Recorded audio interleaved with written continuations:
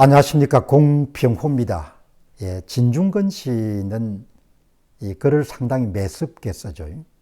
예, 저하고 이제 이 시각이나든지 관점이 틀릴 경우도 많지만 어떻든 간에 진중권 씨 글은 제가 좀 이렇게 주의 깊게 이 양반은 어떤 생각을 갖고 있나 이렇게 이제 보는 그런 편이죠.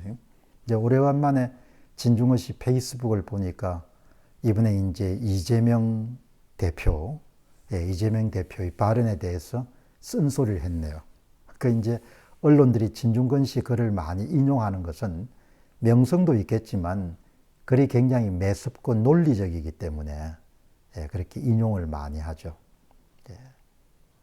금요일 날 여러분들 11월 15일 날 이재명 대표가 기대와 딴판으로 중형이 자신의 선거법 위반과 관련해서 이제 구형이 되고 난 다음에 채 그 여진이 좀 정리정돈이 되지 않는 바로 그 다음 날 11월 16일 날 토요일 날 장외 집회를 가졌지 않습니까?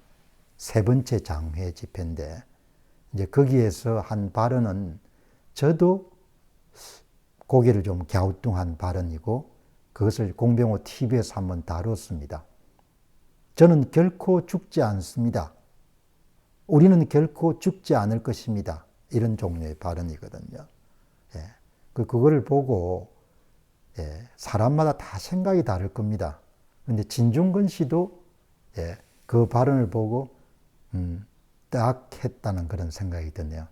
저는 이재명 대표가 좀 뭐 초조한 점도 있겠지만 판결이 내리고 난 다음에 바로 그 다음 날 본인의 정치 생명이 끝날 수도 있는 그런 판결이지 않습니까? 자칫 잘못하게 되면은 한국 사회가 정상적인 그런 궤도로 돌아가는 사회 같으면은 선거법 위반 사건에서 징역 1년과 집행유예 2년이 떨어지게 되면은 이제 대선 후보의 꿈을 접어야 되는 거죠. 정상적인 나라 같으면은. 그러나 뭐 나라가 지금 정상적인 상태는 아니니까 그런 판결이 내리더라도 또 살아남을 수 있는 방법도 있겠죠.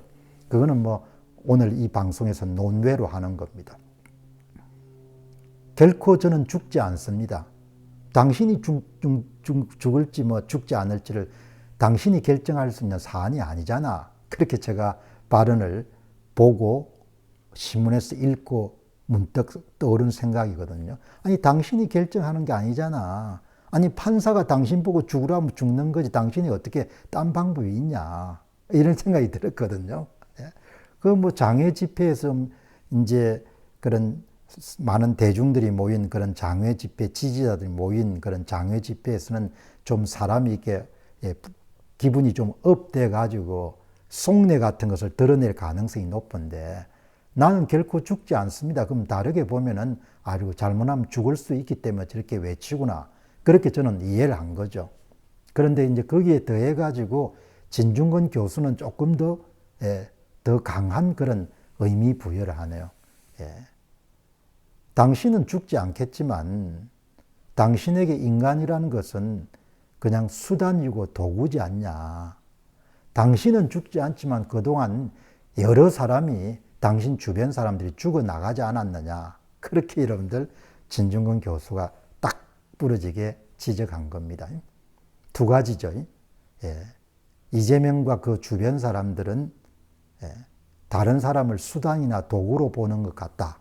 이런 견해가 진중권 교수의 첫 번째 견해고 그 다음에 두 번째 견해는 당신은 죽지 않았지만 이미 당신 주변 사람들이 수없이 죽어나가지 않았느냐. 그게 두 번째 견해거든요. 자, 그러면 이제 이 진중권 교수는 이번 판결의 의미를 어떻게 받아들이냐. 제 의견은 이미 뭐 여러 차례 말씀을 드렸기 때문에 진 교수의 그런 판단은 어떤지 좀 궁금하거든요. 진 교수의 판결은 아주 간단 명료합니다. 당신이 정치적 생명이 끝난 것 같다. 그게 진중권 교수가 갖고 있는 이번에 선거법 위반 사건과 관련된 1심 판결에 대한 본인의 여러분들 의미 부여입니다. 예. 뭐 반드시 그 의미 부여가 옳은 것은 아니죠. 한국 사회가 정상적인 사회 같으면은 예, 이번에 1심 판결로 말미암아 가지고 이재명 대표의 정치 생명 끝난 건데, 예, 뭐 여러분이 아시다시피 여러분 어떻게 보시는지 모르겠지만 저는 한국 사회가 정상적인 사회는 아니라고 보니까 정상 궤도로부터 상당히 이탈한 그런 사회로 보기 때문에 정치 생명이 다시 부활될 수도 있는 거죠. 예, 그런 점에서 진 교수하고 저하고는 생각이 좀 다를 수도 있는 겁니다. 저는 이재명 대표의 정치 생명이 끝났다는 의견에 대해서는 여전히 시간을 두고 좀 더 지켜보자. 재판 진행 속도가 어떻게 될지는 아무도 알 수가 없는 거다. 이렇게 생각하는데 진중권 교수의 판단은 안 죽겠다고 발악을 해봐야 이번 판결은 사실상 이재명 대표의 정치 생명이 끝난 것을 뜻한다. 그게 진중권 교수가 페이스북에 남긴 강력한 여러분들 결론 파트거든요. 당신은 죽지 않겠다고 그렇게 발악을 하는데 사실 진중권이라는 사람이 자기가 볼 때는 이번 1심 판결로 말미암아 가지고 사실상 당신의 정치 생명이 끝난 것과 진배에 다를 바가 없다. 그게 이제 진 교수의 이야기, 의중인 겁니다. 판단은 뭐 여러분이 알아서 하시는데 저는 정치 생명이 끝났다라고 이렇게 여러분들 결론 내리기에는 너무나 성급한 그런 결론이다. 그렇게 생각하는데 진 교수 이야기는 이미 사실상 이번 판결을 말미암아서 이재명 씨의 정치 생명 끝난 것 같다. 그렇게 이제 의미 부여를 한 겁니다. 그 다음에 이제 이번에 페이스북에 남긴 그런 이재명 1심 판결에 대한 그런 진중권 교수의 주장 가운데 하나는 뭐 여러분이 너무나 익숙한 칸트의 정언명령에 따르면은 정언명법이죠. 예, 명법의 정언명령 혹은 정언명령에 따르면은 사람을 수단으로 삼아서 되지 않고 목적으로 대우해야 된다. 예. 그러나 이재명 당대표에게 인간은 혹은 주변 사람은 그저 수단일 뿐이었다. 뭐 그렇게 이렇게 결론을 내렸네요.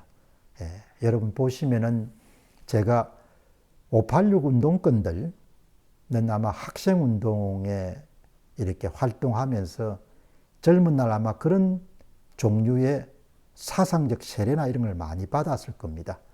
목표 달성을 위해서 모든 수단은 정당화될 수 있기 때문에 그것이 대법원이든 국회든 헌법이든 법률이든 제도든 정책이든 간에 본인들이 옳다고 생각하는 그런 목표 달성을 위해서 어떤 종류의 그런 수단이나 도구도 합리화될 수 있고 합법화될 수 있다.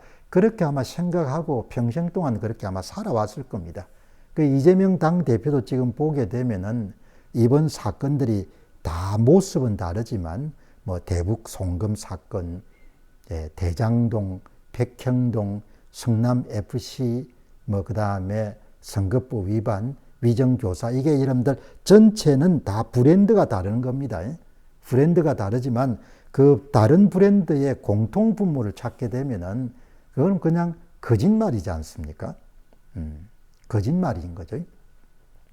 그러니까 필요한 게 있으면 거짓말을 항상 할 수 있는 겁니다. 그게 이제 덜미를 잡힌 거지 않습니까? 그 거짓말을 할 수가 있기 때문에 또 필요하면은 뭐죠? 사람도 이용하고 버릴 수 있고 뭐 그런 게 되는 거죠. 그런 사고가 짙게 배어 있기 때문에 아마 진중권 교수한테 이런 지적을 받는 거지. 진 교수도 이런 분위기를 잘 알 겁니다. 왜 그러면 진 교수 자신이 586 운동권 출신 세대에 속하기 때문에 그 당시의 운동권들에 지배하고 있던 그런 사상적인 배경이라든지 인간에 대한 그런 신념이나 믿음 같은 걸 어느 누구보다 잘 이해하고 있겠죠. 감사합니다.